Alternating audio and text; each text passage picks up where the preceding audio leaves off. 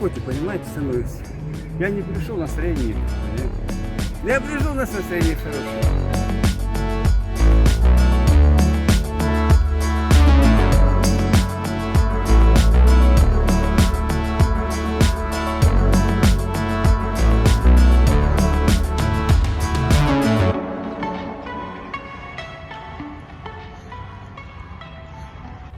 Самый старший я, наверное, в возрасте. Ну, есть младше меня, им 60, 50, я могу показать.